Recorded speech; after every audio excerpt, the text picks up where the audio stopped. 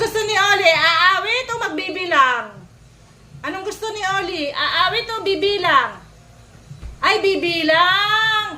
Magbibilang po si Oli! 1, 2, wag palabutin mo. 1, 2, 3. Ayaw mo? Oh, anong gusto niya?